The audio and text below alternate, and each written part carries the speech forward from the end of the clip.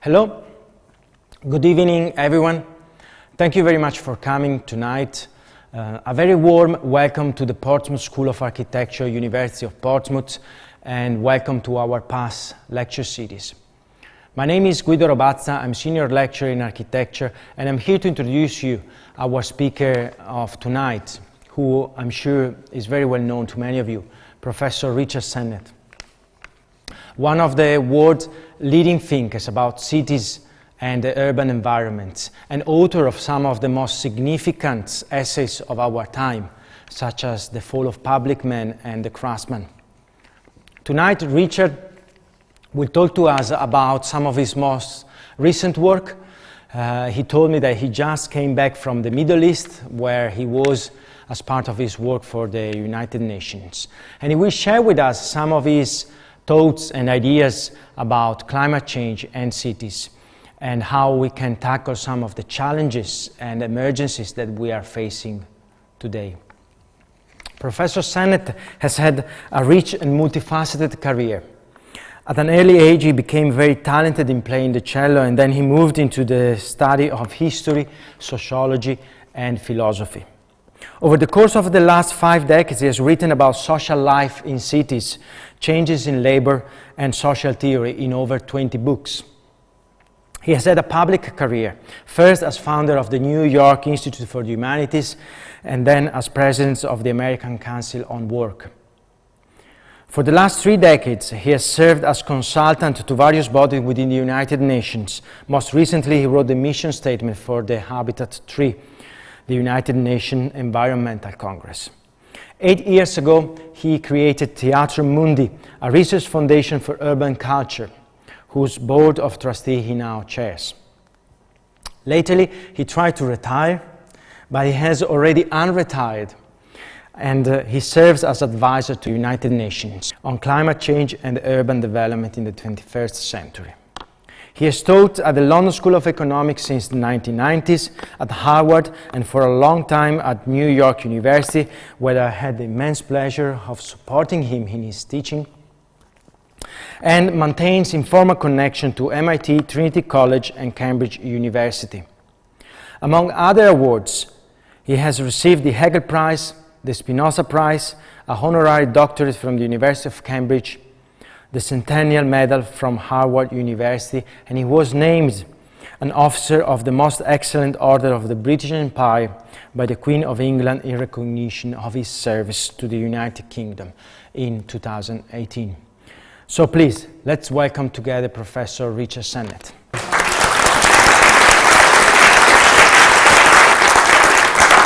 Work on cities and climate change. I know something about cities, but I knew when I started this job very little about climate change.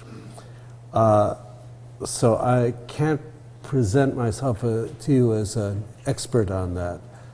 I've been learning on the job, and one of the things I found out is that a lot of the people on the climate science side don't know very much. When they use the word environment, they use it very abstractly.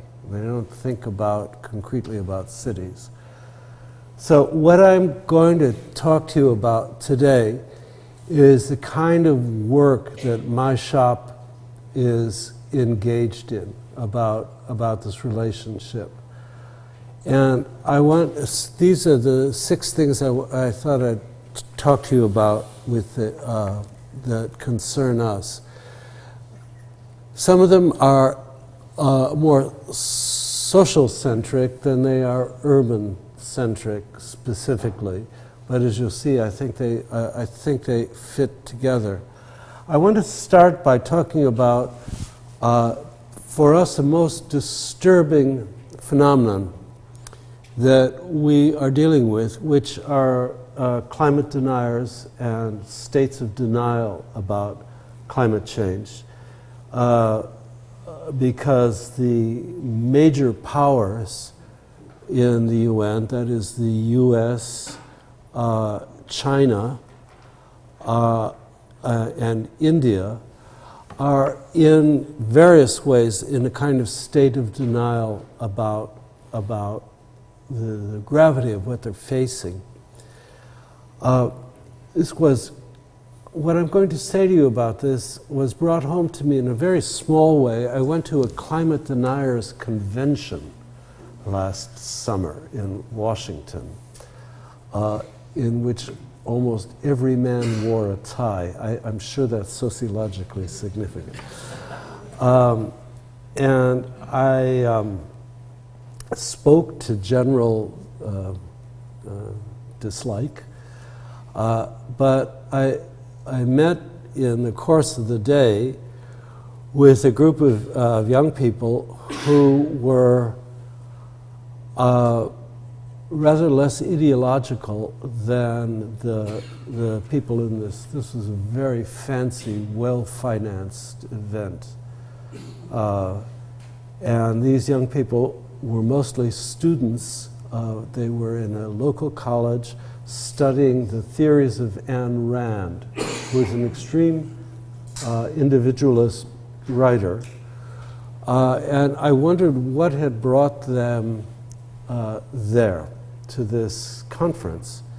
And what had brought them there is the notion that climate change is something you can't do anything about, which is exactly contrary to the Dominic Cummings is also an Ayn Rand follower. I'll give you an idea of this. That anything is possible. So anything that inhibits doing what you want to do is something that is something they want to deny. And I was sort of interested in these kids because they knew a lot about climate change. That is, they weren't deniers in the sense that they were ignorant, but they didn't want to believe it. They didn't want to believe it because they wanted to believe that whatever problems we face in this society, that individuals, particularly exceptional individuals, weirdos, what was Dominic Cummings' phrase? Weirdos and cranks? Misfits can change it all. So anyhow, what I want to say about that is that kind of state of denial has got a sociological pedigree, and it's known. It has two versions of it. One is a version of knowing and not knowing, and the other is a version which could be called caught in the headlights. The idea about knowing and not knowing is that you know something to be true, and the more you know it's true, the more you don't want to face it, that you want to deny it. Hannah Arendt wrote about this in Nazi Germany, that rather than, all Germans claimed they knew nothing about the death camps. And she said this is absolute garbage. Of course people knew, 6 million people disappeared from Central and Eastern Europe.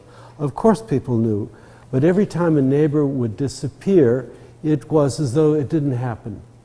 And that's the idea about knowing and not knowing.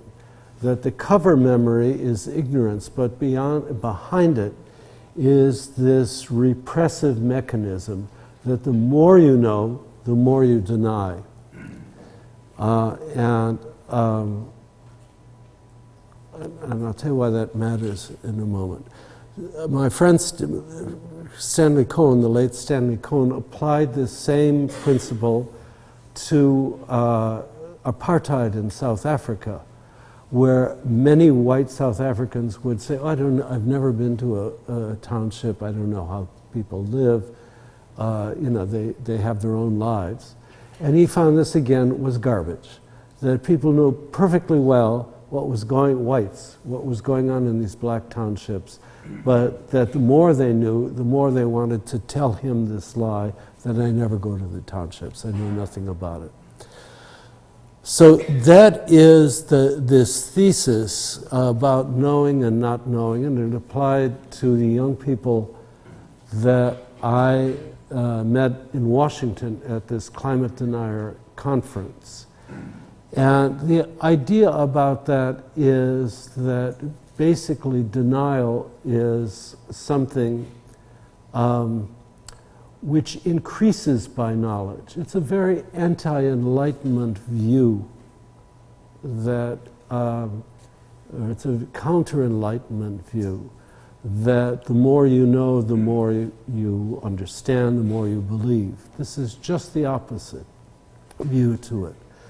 And that's one kind of state of denial for climate change, and I'll explain to you why it's important in a moment.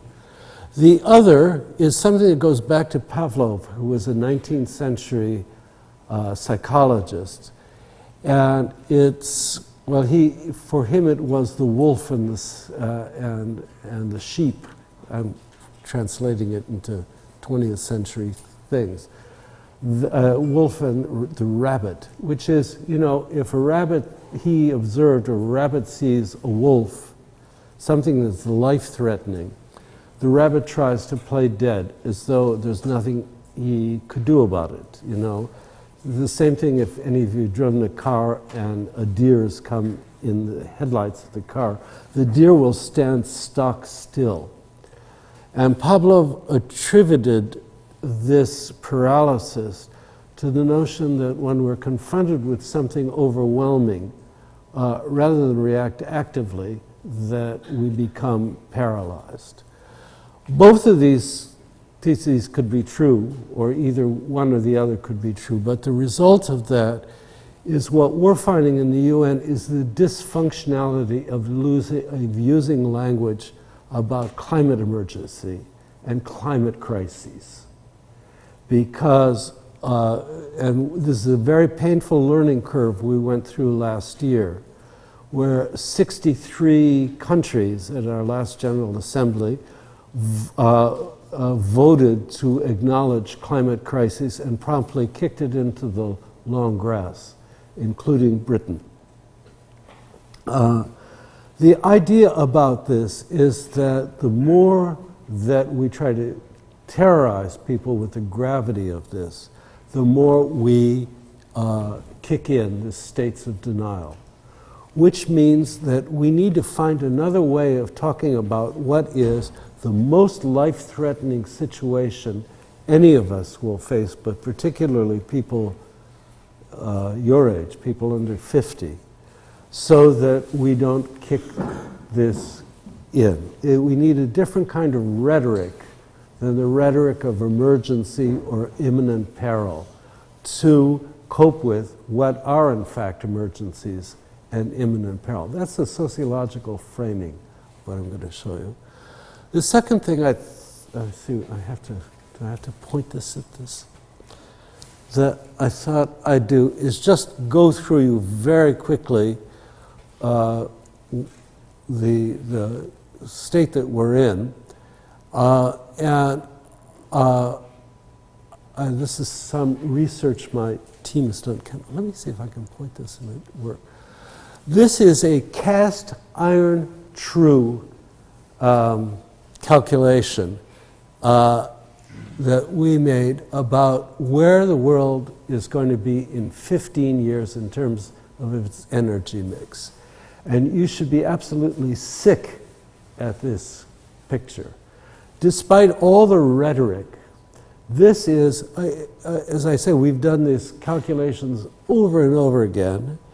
You can see that coal, oil, and natural gas, a lot of which will be methane by that point, is the dominant way we're going to get our energy, and that renewables only will constitute 14% of this.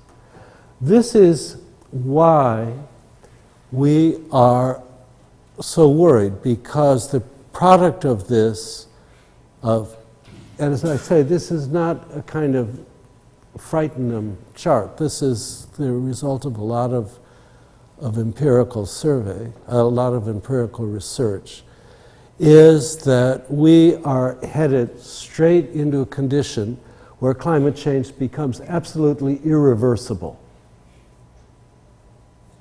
And this is the situation we're in.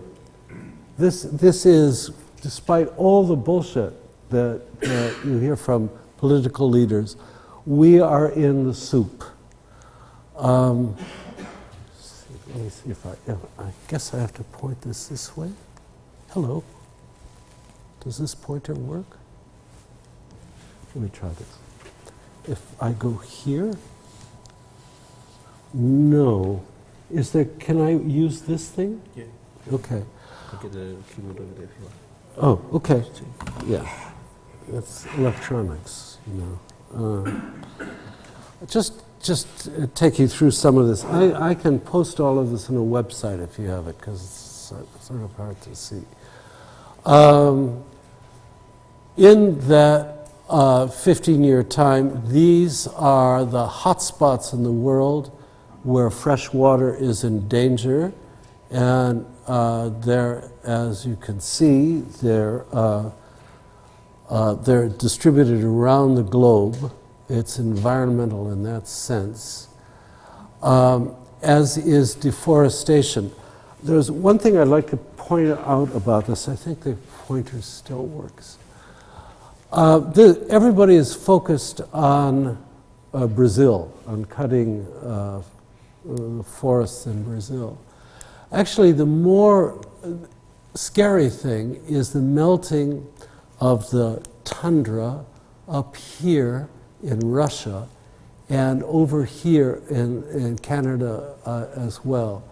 Because the tundra, frozen tundra, has suppressed methane gas, which is about 32% more powerful in the effect of global warming than CO2.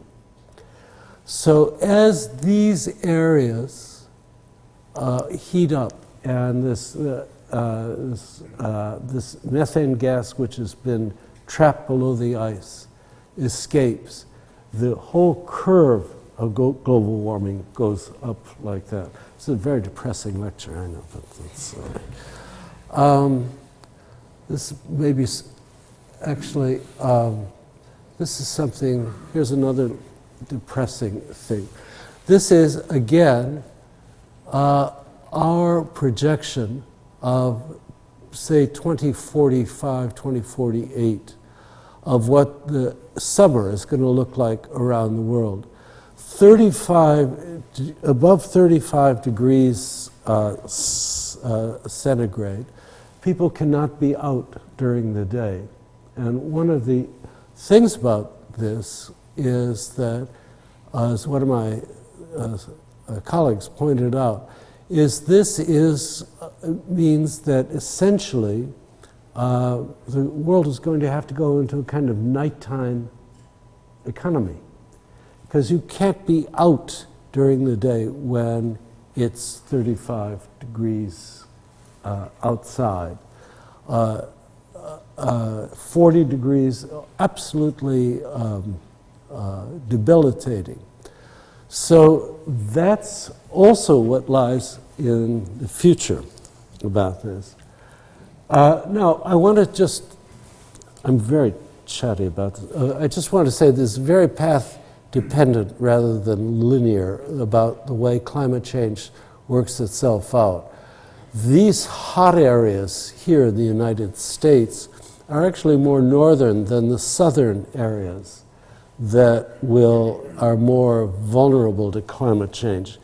And that's, so it's not, it's a more complicated phenomenon than the more towards the equator you go, the hotter things are going to get. This calculation we did of the northeast seaboard of America. You can see here, this is no surprise to you. But up there in Maine, which is sort of the American version of Scotland, I suppose in a way, you can see it's very vulnerable. It has to do with currents and so on. So the notion that if everybody moved north, we could avoid climate change it's a too simplistic a kind of calculation. Now I want to talk about two urban dangers. One of them is flooding, and I guess after the last 2 weekends I don't have to tell you that this is a problem in our country. But these are, around the world, cities that in the blue, whose populations are growing, but who are exposed to flooding risk. And the obvious ones in New York are, in America, Los Angeles and New York. London, obviously at risk. But this kind of flood problem is really a Southeast Asian issue for all those growing cities in Southeast Asia. However, in Britain, flooding is not something that is simply a problem for London. It is a problem for London not because of the Thames, but because of these changes. This is our projection for 2050. The dark blue are places that will be pretty much not underwater, but at the edge of water. The very dark blue will actually be underwater. And the bluish are areas that for significant parts of the year will be uninhabitable. Now, the only comic relief I can show you about this is what that means for London. This is what London will look like after 4 degrees of warming. And I love this photo because it means that all the MPs will have abandoned Westminster. I imagine them in canoes with Boris Johnson in the head canoe, all tipping over. It's the one redeeming side of climate change but you understand what this is. This is not a result simply of tidal movement in the Thames. It has to do with the compression, if you like, of the landmass of Great Britain. So that's one side of the issue of what climate change is doing to the geography of cities. A more social side of it has to do with the just at the other extremes, desertification and the movement from desertified areas to cities. And here we're working a lot in Africa, and I'm going to just show you what this looks like. These are in Africa, which we always think of as menaced by civil wars and so on. These are the spots in Africa which are more menaced by climate alteration than they are by civil conflict or military struggle. And I'll show you how that works in Somalia, where I've just come back from last month. Displacement in Somalia, it's, as you know, it's a very violent place. Drought is a much more significant cause of displacement than conflict and insecurity, and floods also. For us, the issue is on the blue side of the chart, what people need. And what they need instantly are food and places to sleep and something to do, which is a completely different way than relief. Well, I won't get into that. But anyhow, that's the kind of frontline issue for us, is how to deal with what is a crisis in drought in Somalia. Let me show you what it looks like. Here's a well in, this is taken about, I guess, 8 years ago, somebody told me.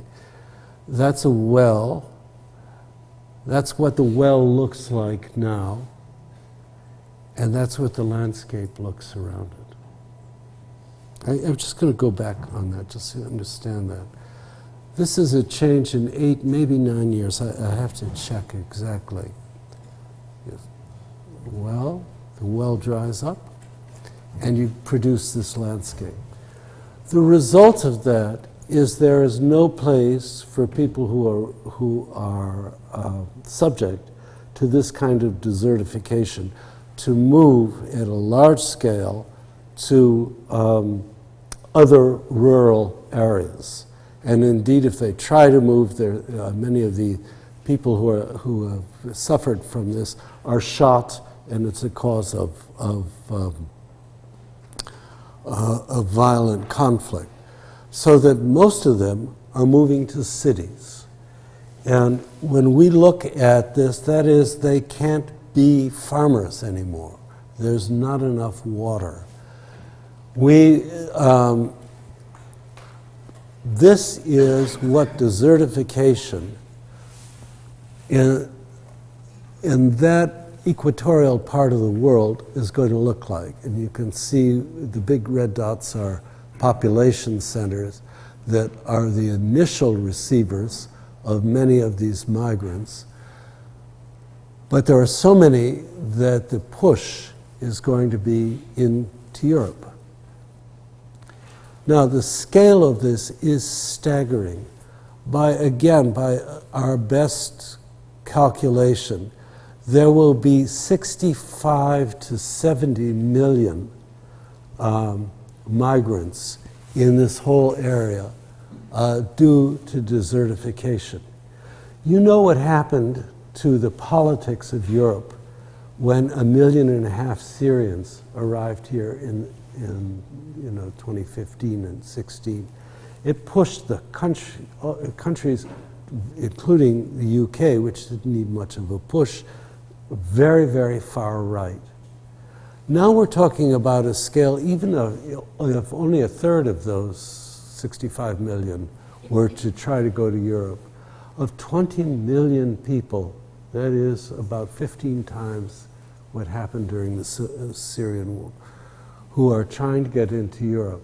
And they're not trying to find another piece of land to farm. They want to move to cities. So that, for us, is this profound link between drought and migration. And it is a problem, let me see if it's on, and I'll show this as well. It's a political problem of many dimensions. Here's one that you can see. I'm Jewish, so I show you this even so.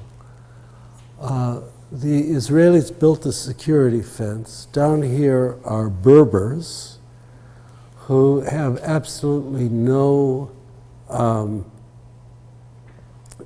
access to, whose land has become desertified because the available water has been routed up to this Jewish settlement up here, and the security fence is a way of keeping these Berber tribesmen from access to water.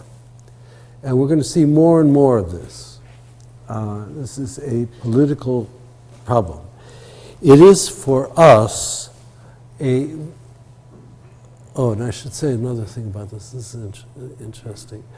When people are from any kind of climate disaster become in diaspora, when they begin to move, it's very rare for them to all return to the places from which they were evicted. That's what we saw in Katrina, that very few people, they clustered in the south but didn't return to New Orleans. In the case of desertification, there's no possibility of return. There's no regeneration. This is an absolute exile. For us, the issue about this, let me just go back. the issue for us about this is that the resources that we have, which are pretty small, are all oriented to a notion of refugees which is going out of date. The 1951 law, which is about International Convention on Refugees, says that you are a refugee if you have a well-founded fear of persecution if you return to the place from which you fled. And otherwise you're a migrant, that you voluntarily went in some way. That absolutely can no longer be a way of thinking about the condition of a refugee under the aegis of climate change. Nobody's would persecute these people if they went back to Somalia, to that desert. They just die. But in the law, they don't have access to, as I say, the limited funds we have for refugee resettlement because they're not subject to persecution by other people. So one of the big issues that the legal team that we're working with is how, and we're going to try and do this in COP26 when it meets in Glasgow later this year, is how to redraw this convention so that a climate refugee is a refugee. That whole idea of choice, you chose to leave, you should have stayed, so on, the kind of Priti Patel notion that it was really your decision to move, you know, that's no longer international law. I have to say, by the way, that the UK has reneged even on the limited amount of refugees that it agreed in a previous government to take in from the Syrian war. To date, they've taken in 323 refugees from Syria. And they promised to take in 5,000, I should say. We promised to take in 5,000. That kind of kick it into the long grass, don't do anything, is going to be sorely tested if you have, say, 1 million Somalians trying to get in by hook or crook into Britain. And that's the scale at which climate refugee issue is posed. I'm absolutely certain that the current government will not address it, but it will be addressed in this event that's going to take place in Glasgow. And we hope that other countries will begin thinking about how to accept that a climate refugee is really somebody in need of their resources. The most hopeful area for us is, of course, Scandinavia, whose populations are so low that in some, that the numbers of refugees they'll take in will be low, but the principle that you are a refugee because you are a victim of climate change is there. So that's the work, something we're working on. Now let me show you this.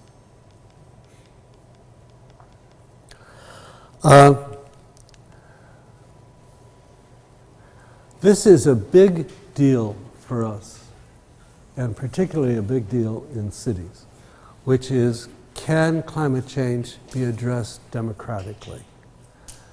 And it's got two parts. It's a question of time, and it's a question of scale. When you do urban development work or community development work in cities, the one thing that it takes for the community organizer or the community planner to do is it takes time to earn the trust of the people you're working with, takes, in my experience, when I was doing this a long time ago, it took usually about 2 or 3 years to be sufficiently inserted into a community that you could begin to talk about issues like climate change and not have people turn off in that state of denial. We haven't got that time. That is, democratic process is slow, and if all the statistics I've shown you are accurate, and they are, the ability to organize localities to deal effectively in time with this crisis is pretty much run out. That's part of the problem. The democracy from the bottom up in communities is slow, and this is a problem which is happening very fast. The other is a question of scale, and that's really something that's quite perplexing. In normal community development work, I'll give you an example. When I worked in Sao Paulo, we worked in 3 different communities about building health facilities, and each came up with a different version of the health clinic they wanted to construct. In climate change, that could work out like one locality says, well, we'll only drive cars every other day, another will ration water, and a third will change the business hours during the day. You don't have something which is a scaled up effect that way. In dealing with pollution, the only way in a city to deal with it is the way that people in Delhi are trying to do now, which is impose a draconian law that applies to everybody. That is a top-down solution. Water rationing is another thing that a community can't decide whether or not it wants to ration water, because the water table is, below, it's below a set of communities running across. So there is a big issue about this. We don't want, and we know it would be counterproductive, to simply impose a set of best practice standards from top down about automobile use, water use, electricity grid, which is going to be a huge issue in Britain because the electricity grid here is not sufficient for the demands that are going to be put on it. It has to be autocratic, and yet any kind of autocratic imposition is likely to provoke resistance. I didn't vote for that, mate. I'm going to drive whenever I want. It's how people in Delhi have reacted to that. So this is a real conundrum, and it's why I put a question mark there. And I'm just trying to raise this inside the UN because it's put, particularly in the World Bank, put so much emphasis on community development for climate change. It really hasn't faced the issue of whether, because it's democratic, it hasn't faced the issue of whether we're going to be able to deal with this crisis in a democratic way. So that's a big issue for us. I'm sorry, I'm really going slowly here.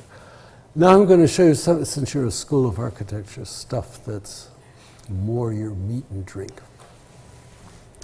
And that is about the relationship between mitigation and adaptation of climate change. A lot of the architectural projects that are presented for climate change are large scale and focus on mitigating the effects of something, like the gates in the lagoon gates in Venice are such a large project, as is the replacement which will have to happen to the Thames barrier. I'm going to show you two that are extreme. This is a project by the ever-dancing, ever-talking Bjarke Ingels, who proposed to put, who sold New York City on the idea that you could make a necklace of a berm. You know what a berm is. It's a piled up rubble that works as a sea barrier. All of the Netherlands has a series of berms in it. And he sold for over $320 million the New York City. The idea is that it could build its way out of climate change by creating this huge berm running through the city. This is the lower end of Staten Island.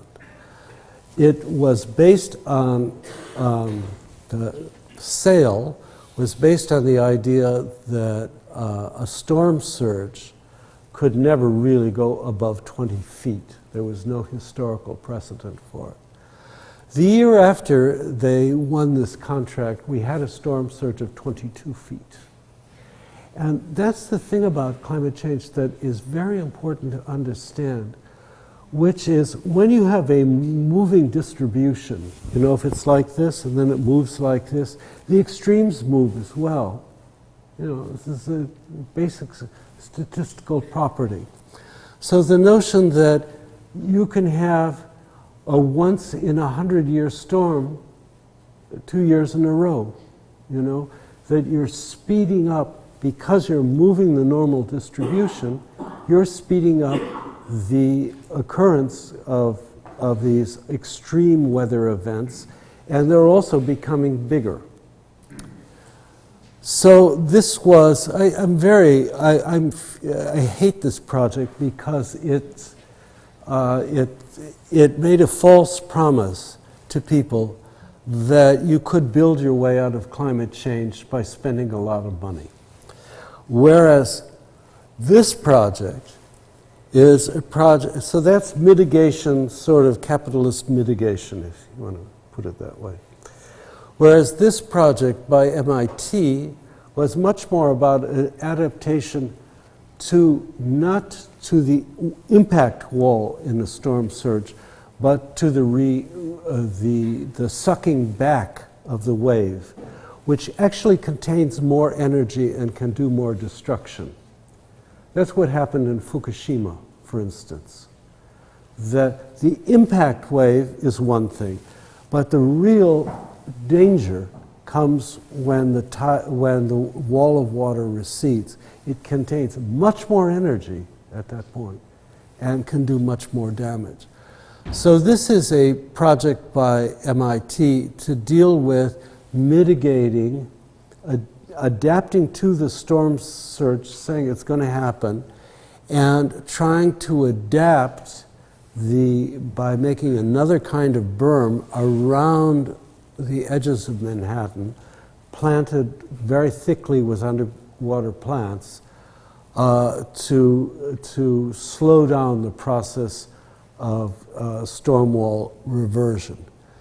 It's not building your way out of climate change. You're going to experience it, the water is going to hit, but the total effect will be lessened because you've adapted to the process itself, rather than trying to build your way out of it. And that is, that's a great conundrum we face today, that the emotional thing is we've got to protect ourselves against the storm, you know. In this country, you know, another 4 million sandbags so that there's no flooding. The alternative to that is that we adapt to something that we can't control. Do you understand what that is? And I'll just show you briefly why that matters in terms of what I've been talking to you about before. Here's what mitigation looks like in terms of question of scale. This is, bar none, the greatest storm surge barrier ever built. It's a architecture, it's an engineering work, it's a marvel. I've been there when it's opened up.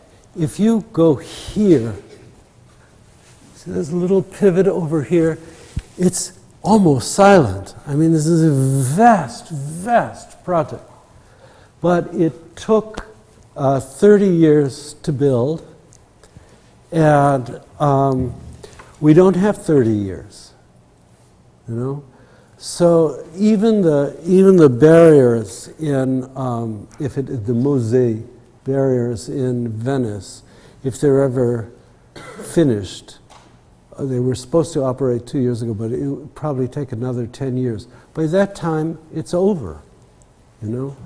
So that the issue about scale is an extremely important one in terms of time. I'm sorry, I misspoke. It's a 45-year framework. This is how it works. It's a fantastic piece of engineering. Just amazing. Whereas something by Rem Koolhaas, which is adaptive, this is a floating house in Amsterdam. It floats on a kind of set of recycled plastic foam pillows. Very clever. It took 9 weeks to build. So that's what this scale issue looks like. That adaptation at a smaller scale is something we can do now. Whereas that mitigation on a large scale is something we don't have time for. Now, I just show you this. This is heartbreaking to me. Phoenix, Arizona, is got a horrible water problem. It's attracting all sorts of population. It's very vigorous economically, but they know that they're running out of water, and so this was a proposal done by a student of mine to green up all the spaces that are currently surfaced by tarmac. It looks beautiful, but the problem is, again, it would take 30 years for these trees to grow up. And again, we don't have those 30 years. So when people talk about greening up the city in terms of large-scale planting, which during the Theresa May era, Michael Gove had put forward. It's, in principle, it looks wonderful. You know, who could object to this? But it will be too late. We have to find other smaller scale and quicker interventions. So I'm going to show you one, which we are investing in. It's called Cool Seal Goo. Most tarmac is black, and black absorbs heat, and it keeps it in. It keeps it in. Have you ever wondered why those wonderful Greek towns are all painted white? It's because white, on the other hand, repels heat. Very simple, right? But most of the public surfaces that are roads in most countries are heat absorbers. So we teamed up, well, we didn't team up, but we enabled a product called Cool Seal Goo, I love it, which can be spread on tarmac to coat roads so that they become white. It's water-based, which is very important because it's oil-based. You're back into the whole thing of calculating how much oil did I use, you know, all of that. It's water-based, and it's got a kind of titanium infusion in it, which is the white. It's titanium, very expensive metal, but it has a derivative which is quite cheap, and which actually does this. And you can spread Cool Seal very easily. Here's how it's spread in New York City on a roof. Took 2 days to do this. And it's an incredible energy saving. You can feel it in the building. In LA, there's a porous version of Cool Seal which combines with bioswales to capture rainwater. That is, the way that this is a brilliant little piece of design. The road is painted white, but the whiter strip here on the sidewalk and the side of the road is a porous version of Cool Seal with a kind of silica, I'm not going to get into that. A bioswale is basically a set of purifying plants that are planted, and they're a particular kind of grass, which are planted in water. So the water is collected in here. The plants are purifying it of, there is some acid rain in LA, and the plants get sort of to that. But the notion is that you've got a double cooling effect. You've got water and you've got white. So we're really hot about this, and because it's so easy to spread, we are hoping that, and it's cheap, to start painting white lots of cities, and particularly Lagos, with this material. Now, this is something a community can do. This you could do, you could decide democratically, bottom up, we're going to Cool Seal our community.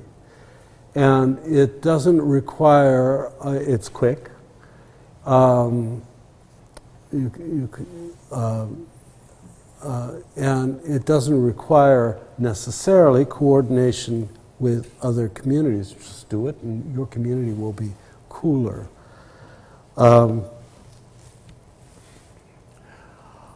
Of course, everybody is interested in vertical resurfacing. Singapore is really the leader on this. I don't know if any of you have been there, but it's really quite amazing how well they've done this vertical greening up. This is a really interesting photo to me because this hotel here uses about per cubic meter, uses about 1/3 of the air conditioning of that building over there. And they're just it's a kind of helix, an ivy that's very bulbous and is anyhow. So that's something again, it's a decision you can make bottom up to do that, and very effective. Now I'm going to end this talk by just talking about cultural change, which is really sort of where I began it. And first, let me just talk about behavioral change. Here's our chart of what individuals can do that will make a difference for planetary change. The first one on this side is go car free. What isn't on this chart, because this was made for the UN, is that over here there should be a chart that says population restriction. That if people, if the rate of fertility were brought down to 2 children per family, it would have a profound effect on energy use. But in the places that are most resource challenged, that is in Southeast Asia and in Africa and in parts of Latin America, the fertility rate is the highest. The reason it isn't on this chart is because of Americans obsession with abortion. That is, you want to restrict your family, you have to abort. And that's a no-no. We would get no money from the Americans if that were the case. I can say that openly because this is Wines and Nicholas are this article is also online. It's stuff we can commission. Anyhow, take one less transatlantic flight, that's good. Buy green energy, that's good. Drive more efficient car, that's the Boris Johnson thing. It's not bad. Get rid of electric car? Oh no, I don't know what that is. I want to focus on this one because this seems to be really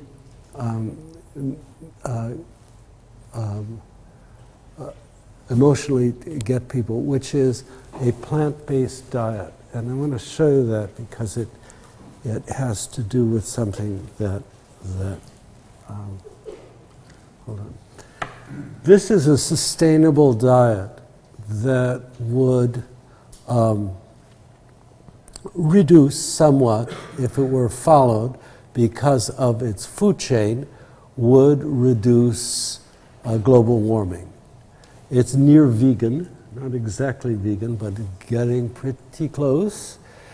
And that's a contrast to a ration diet in 1940, just so you see the difference of them. The problem with this solution, it's very attractive to people. You don't have meat because those cows are shitting methane, and you are a good person. The problem with it is a problem that has lurked throughout this whole talk, which is if this were really to have that even minor effect, or medium effect here, you would cause an economic catastrophe in agriculture. I mean, imagine if nobody ate meat, what that would mean about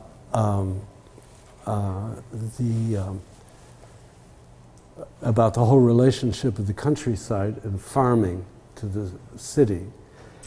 It's a catastrophe in the sense that we don't see any way to move from this to the economics that would require it. I'll give you another example of that, a British example of it. Our Prime Minister declared that by 2035 there would be no more either gasoline or hybrid vehicles produced in Britain, which is great, right? Except how do you get to that point? My shop did a sort of off on the envelope or on the envelopes calculation of to change automobile production to all electric isn't just a matter of putting in a new kind of engine. The whole automobile needs to be retooled. And by our calculation, it would cost about $100 billion to retool the auto industry in Britain to meet that challenge. That's just a little less than, or about the same as HS2. So, we're in a realm, and that's not going to happen, because even HS2 is going to break the bank. So the point I'm making to you about this is that some of these things that you can do will make a difference.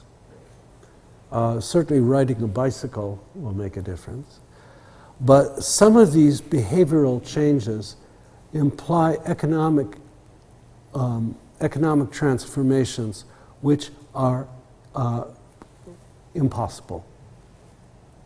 And that's again the issue about thinking that, feeling you're virtue signaling, you're having a veggie burger, and what you're really doing is bankrupting your local neighbor who's got 10 cows. So that is a problem.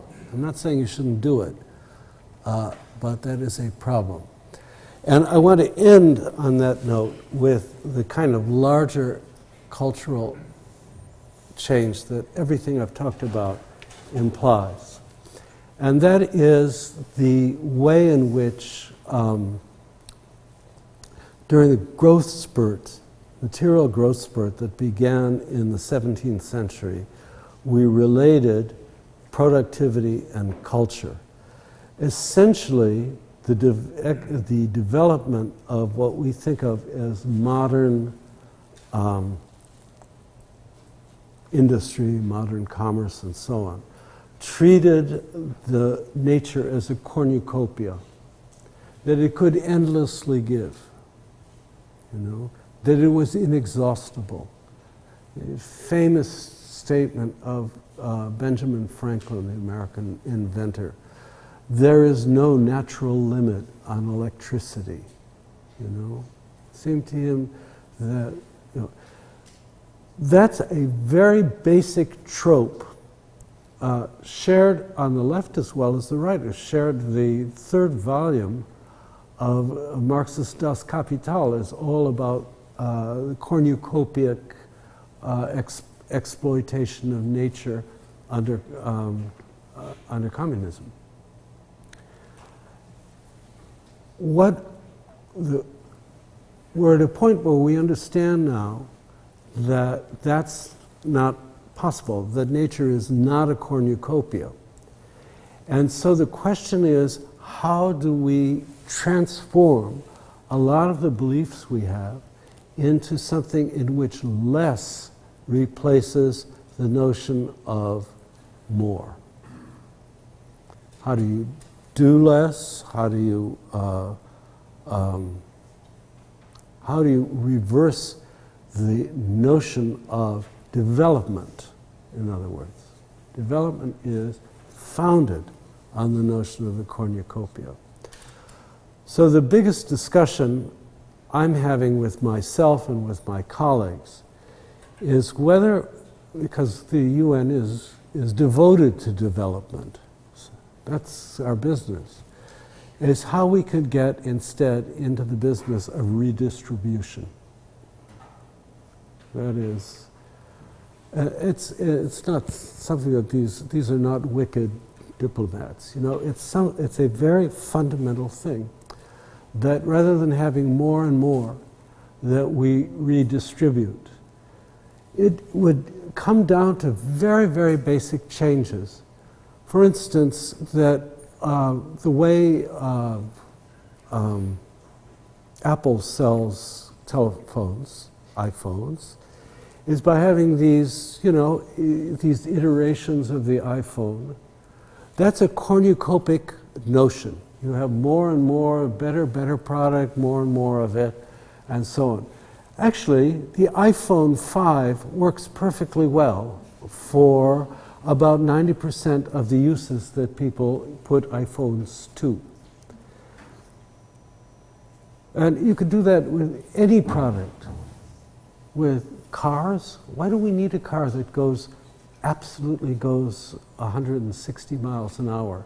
Most people drive 25, 30 miles an hour anyhow if they drive. So there is lurking in everything I've said about to you today the notion that somehow we have to reorient the way we think about relating to the earth, so that because it's no longer a cornucopia, that the idea of growth, the idea of development, is that one we put aside in terms of something that would be more socially just, which is redistribution. And that's ultimately, I think, something that has to happen everywhere in the world, but especially in cities. So that's what I wanted to say to you about this.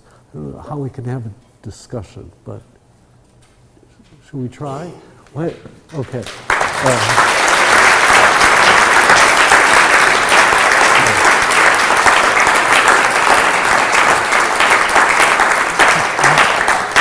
How do you want to? maybe 2 or 3 questions? Perhaps we can. Can you do that? Then I'll have a glass. I'm actually going to have my glass of wine now. Here it is. So wonderful to have.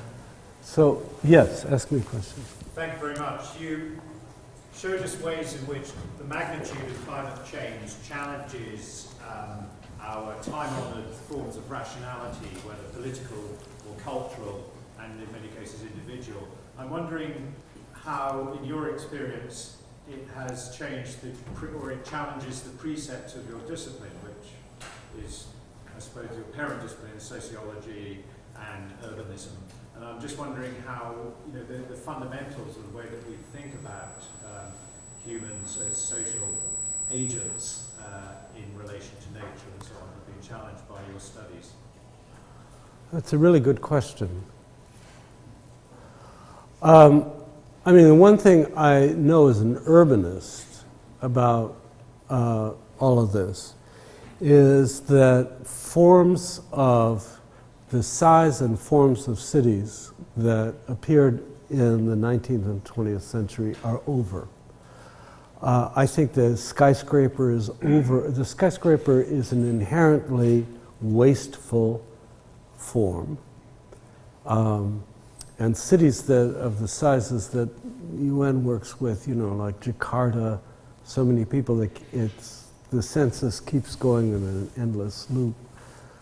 That city's probably going to have to be limited to 4 or 5 million people. That would be half the size of London, in order not to start up this vicious cycle of commuting and so on.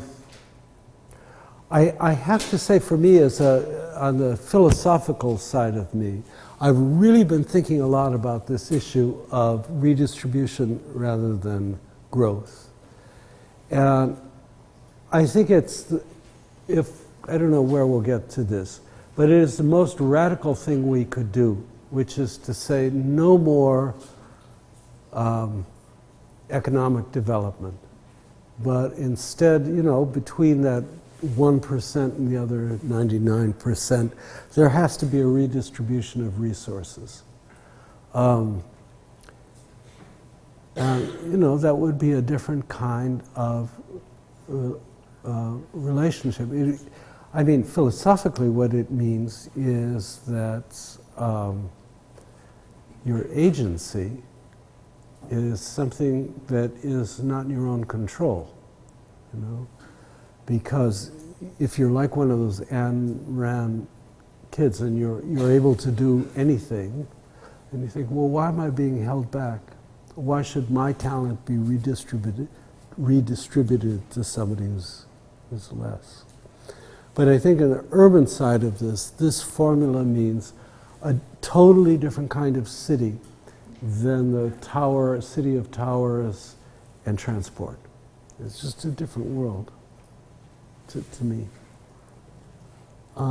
Ask me another question. I'll take another sip of wine too.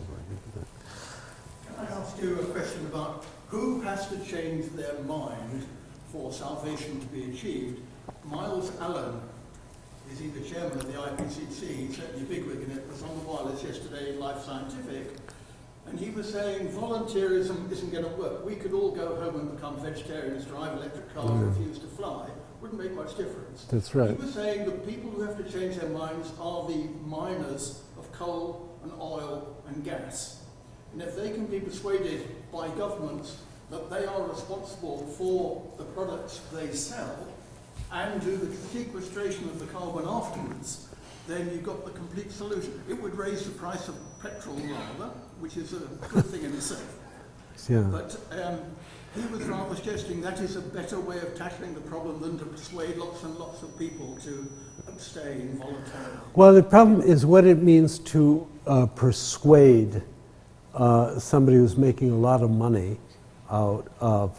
If you go back to that second slide I showed you, how would you persuade, of the energy distribution? Persuasion is not an issue. They're all persuaded. Jeff Bezos is donating $10 billion to climate change, whatever that means. They're all persuaded. You know, the Bank of America has a $15 billion program on climate change. It's garbage, you know, because basically, that's what I'm saying about this. The things that would make a real difference mean that these kinds of enterprises are losing money. One of the horrific things about BP, for instance, you know that this peak oil, you know what peak oil is? Yes. Yeah. Is that they are stockpiling because they think they are going to reach some kind of peak oil in about 8 years. They're pumping as much oil out of the ground as they can to sell after that. And I guess if I were a capitalist imperialist, I'd do the same thing, you know. I haven't got an answer for, Marx didn't have an answer for how to deal with this. I certainly don't. But what I do know is that the idea of persuading the elite that they have to change their ways is really an exercise in PR or in very minor token things. Just think about the car business. 100 billion, give or take a few billion, what's among friends, what does that matter? To transform British auto plants so that they can only make electric cars. That would take more than government encouragement. It would take an iron fist.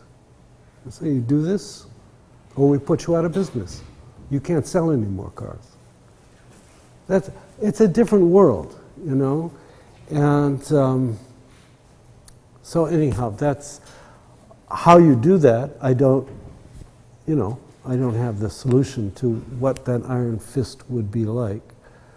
At the level, and this just has to do with my own comfort zone since I, work in cities.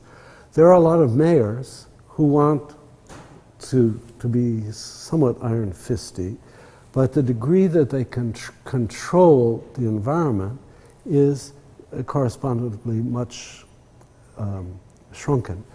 I give you an example of that. I'm sorry, your question really got me going. I give you an example of that with power grids. Our estimate is that the British power grid is, in 8 to 11 years, is going to be insufficient to provide the power that's going to be needed in Britain for current usage, plus air conditioning, climatizing, which we'll have to do to most buildings. Who's responsible for that? The mayor of London wants to do this. He's already in a twist because so many of these buildings need to be climatized. But where is he going to do that? The central government has all these public-private partnerships which have decentered energy production.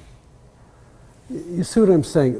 There is a kind of way in which there has to be rigor in dealing with the provision of the materials that we need.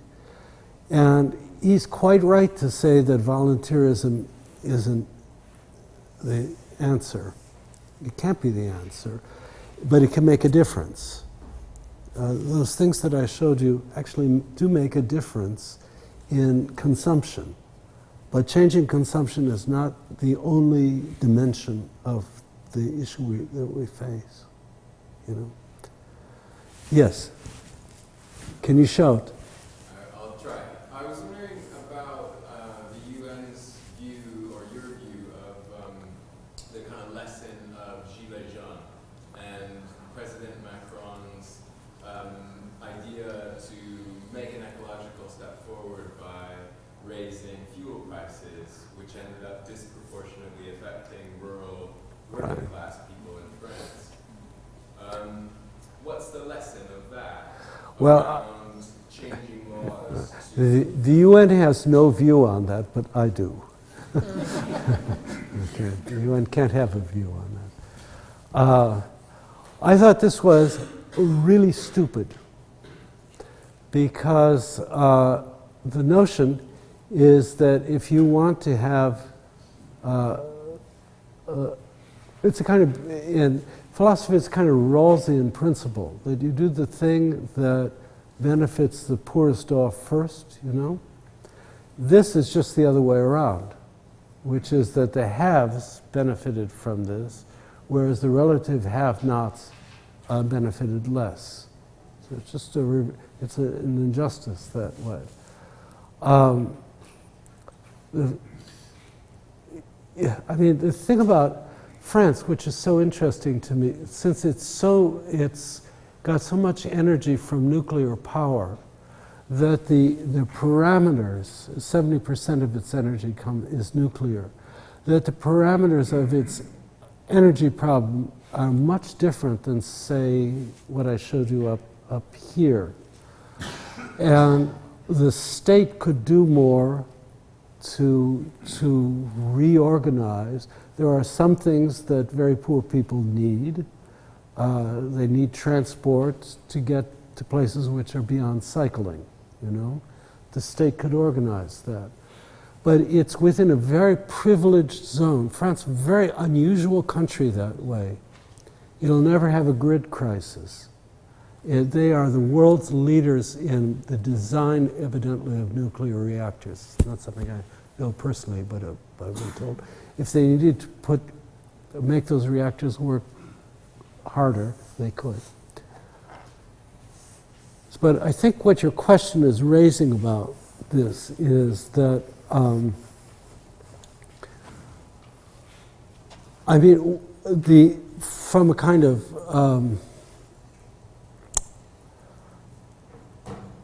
I think there has to be a way in which, particularly in, I'm going to wind back, I'll answer it another way.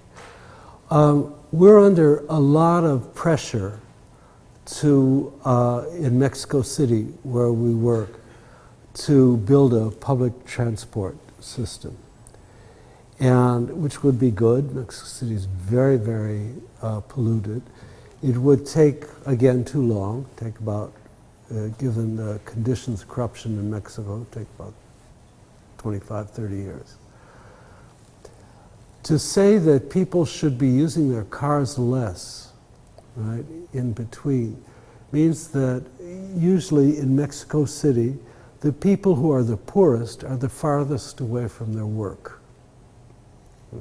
They have to drive those cars because they have 2 and sometimes 3 hour drives to jobs. So if you take this notion that the car is an enemy, what you're really saying is that the poor are the enemy. And that, I think, is the same thing in France. As I say, a much more restricted situation because they've got basically enough energy. But for us, it's one of the reasons why I'm very sensible to the fact that a lot of what passes for ecology in privileged societies is cruelty in underdeveloped societies, you know? And this transport thing is a prime example of that. We are also involved in a project which I want to get us out of to get Indians to burn less kerosene for cooking. Now, on the face of it, looks good, right? Kerosene, not a good material to cook with.